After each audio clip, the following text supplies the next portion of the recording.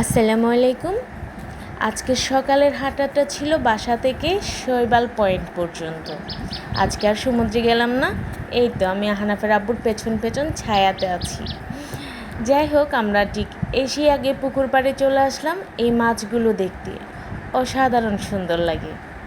আর শৈবাল হোটেলের পুরো এরিয়াটা অনেক সুন্দর, মনোমুগ্ধকর। একটু রোদ পড়লো, বেশ ভালোই লেগেছে রোদটাও, মিষ্টি মিষ্টি রোদ। আর ওই দিকে নারিকেল বাগানটা অনেক সুন্দর লাগে, পুরো পুকুর জুড়ে নারিকেল বাগান, শাপলা ফুল ফুটেছে, দেখতে ভালোই লেগেছে। আমি একটু পুকুর পাড়ে দাঁড়িয়ে মাছ দেখতেছিলাম। এখন আবার আমরা পিছনে চলে যাচ্ছি। অনেক বড় একদম এরিয়াটা, পুরো শৈবালের কক্সবাজারের সবচেয়ে বড় এরিয়া জুড়ে এই হোটেলটাই। একটু ফুল বাগানে হাঁটলাম। এখনও এতটা ফুলের বাগান করেনি, মানে শীতকাল আস্তে আস্তে ঠিক খুব সুন্দর করে ফেলে এখানে। তো আমরা হাঁটাহাঁটি করে একটু দেখতেছিলাম, আহনাফের আব্বুও হাঁটতেছিল, আমিও হাঁটতেছিলাম।